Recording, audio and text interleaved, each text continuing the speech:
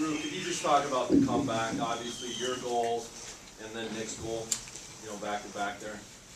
Yeah, I think that my brother did a really good job on the 5-on-3, and I mean, going into the third period, 2-2 on a 5-on-3 is a pretty tough thing to do, but being able to kill that off gave us a lot of momentum, and I think we were able to roll from there.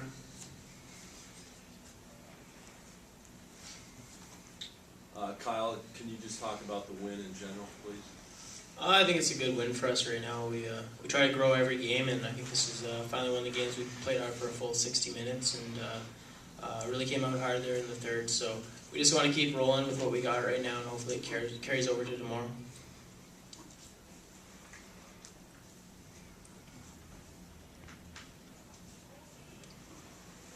For either of the players, compared to the Mankato series, you got to play with a lead tonight. Was that more comfortable, or how did it feel to do that? I think it's nice to score the first goal of the game. We've had problems with that, but Bemidji came back hard. They were up really there in the first period, but just knowing that we were able to come back in the third period gives us a lot of confidence, and especially tonight when we were able to just kept on scoring and just kept rolling. So it's nice to play with the lead, which we haven't been able to do lately.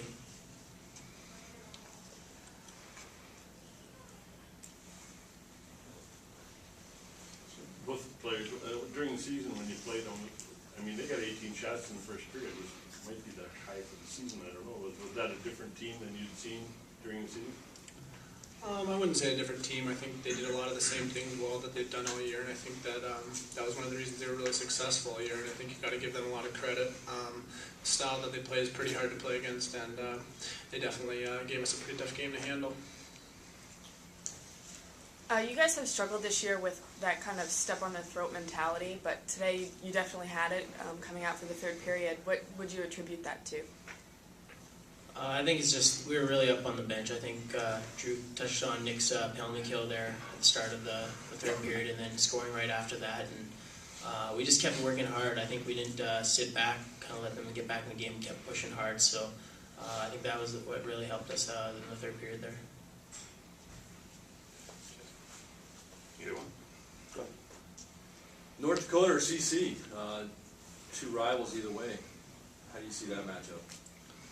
I definitely. We won our IT.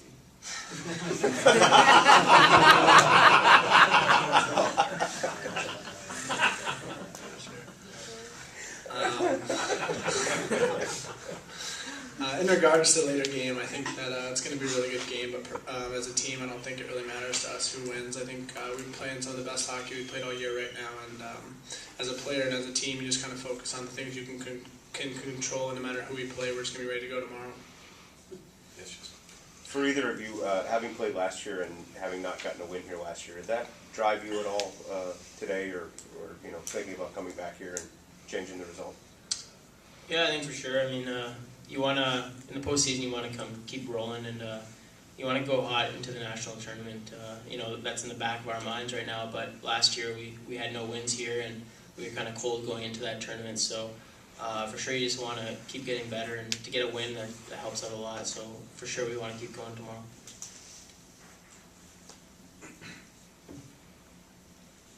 Any more questions for the players? Okay. Thanks, fellas. Coach, we can get an opening statement from you. I first want to compliment our opponent today. They've had a tremendous postseason run, and to be really honest with you, I thought Sam Britton made some tremendous saves there in the first couple periods to keep the game close for us.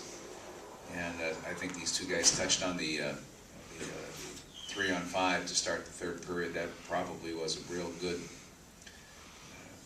It was an emotional boost for us to get through that, and we kind of fed off of that. But certainly, you look at how Bemidji has played. Terrific season. The terrific leadership that a young guy like Matt Reed has given them, and strong goaltending. They were a really challenging opponent for us. And these guys mentioned this as well, is that their style that they play is difficult to play against, and we had to make a couple of adjustments on our own in order to be able to kind of balance the playing field a little bit. But certainly it feels good to be back in a position where we're second up to the podium. George, I don't think RIT's in town, but could you talk about tomorrow's game and the importance of playing up to your standards before heading into the NCAAs? You know, both teams, CC, North Dakota, they like to get up and down the ice. They like to attack from end to end. They're going to force you. They're going to forecheck you hard. Both have very good penalty killing units and both very good power plays. You know, it's they're very similar in a lot of ways. And so whoever we face, we know it's going to be a major challenge for us.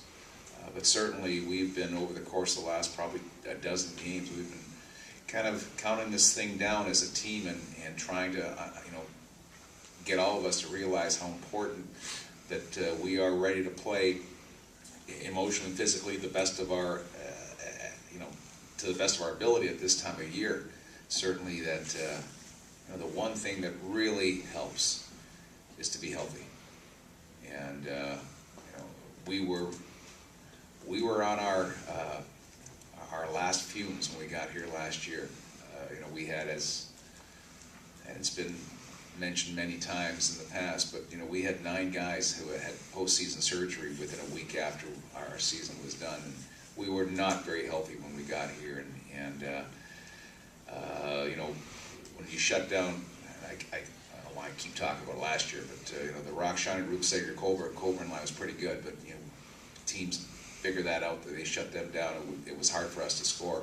We're a little different this year. We've got 3 lines. You know, Kyle Ostrow, who was moved, was a left wing, right wing for us throughout his entire career. Jesse Martin goes down. We asked Kyle to move into the center position. He's done a wonderful job there. He's really given us 3 lines that can all generate offense, that can all play at both ends of the ice, and that's certainly a difference for us from this year to last year.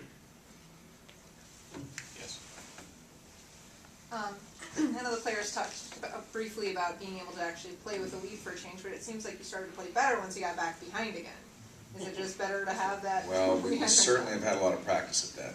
There's no question. I mean, it's been a challenge. I mean, to be able to take a lead, number one, and then try to build on a lead has been virtually impossible for us. You know, it has been difficult, but I guess you know, whether we take the lead or give up the lead, we've been able to find ways in the latter parts of games in the third period to be pretty good and to score goals and to minimize the damage done at our end, and that's been the sign of our team for a great majority of the year. I think we've certainly learned an awful lot about ourselves. You know, I think back to where we were, you know, in October against Boston College. That was a, you know, they really took us apart in those 2 games in Denver. But it might have been, without a doubt in my mind, it was the best thing that could have happened to us, because we learned so much about what we needed to do, what guys, how they needed to play within our system, and how Boston College played against us. They were the gold standard, and arguably, possibly still are, but certainly, you know, we've come a long way, and you know, hopefully tomorrow night we can score the first goal of the game, and we can build off of that, but don't count on it. Yes. George, you lost so much scoring and you had to replace it, and you were picked really low by the preseason picks and all that. The young guys have done such a good job. Has this team surprised you with how successful you've been so far? Yeah, I think it has, without a doubt. I mean, we lost half our lineup to either graduation or guys going, leaving to sign professional contracts, and so there was a lot of question marks. You know, we had no idea who our goaltending or how our goaltending was going to be. We had no idea who was going to score goals. I mean, obviously you're looking at, your older players, Kyle Ostrow and Anthony Maiani, Jesse Martin to lead the way offensively. But we knew that Steve Miller and Derek Lalonde had brought in a tremendously talented freshman class, but it's really tough to expect freshmen to be able to score right off the bat. I mean, eventually they're going to learn, and they're going to be able to chip in, but it's really tough to ask this in this league. It's if you're depending on freshmen, chances of you having a lot of success aren't very good. Certainly our freshmen have been extraordinary, led by Sam Britton, Jason Zucker, and David Mikowski, and Bo Bennett, and Nick Shore. Jared Murmas, who we didn't think would be in the lineup, has had a very good year for us.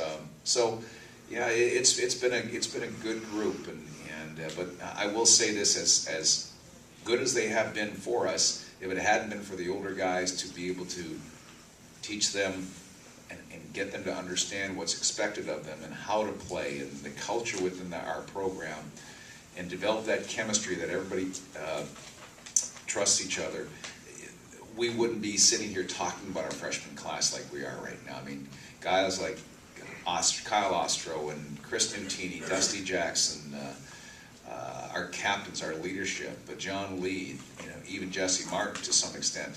I mean, these guys have been tremendous mentors and teachers, and it's allowed people like Drew Shore and the rest of our freshman class to really show what they can do and feel good about that they're contributing. One final question for Coach Gwozdecky. George, Drew, one of the first things he said was my brother. You got two sets of brothers on the team. What kind of dynamic does that bring? Is it a different thing for you, or have you coached siblings before? Let's see, have we coached siblings before? You coached Millers at State. Oh yeah, the Miller brothers at State, the They Miller were right. clan. Yeah, I think that it's interesting because we have a tendency to believe that brothers are alike, and our brothers are so different. They're worlds apart. Whereas Drew is, if we're talking about the Shore brothers, Drew is the intense one. Nick is the very laid back, and it drives Drew crazy that Nick isn't intense enough in warm up. And Nick says, "Drew, take a chill pill. It's warm up." Same thing with Kyle and Sean.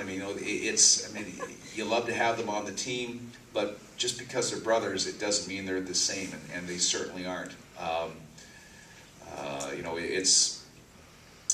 I don't think we go out there. I know that Steve and Derek don't go out there recruiting. We got to have a brother. Let's see if Jason Zucker has a brother, or Sam Britton has a brother. That's not our intent. These guys are, Derek and Steve, going after recruiting the players that they feel are going to fit into the profile, the right profile that the University of Denver wants of our student athletes, and whether they be brothers or not, that's not really it's not really criteria. But certainly to be for them to be brothers, it's in some ways it's pretty good.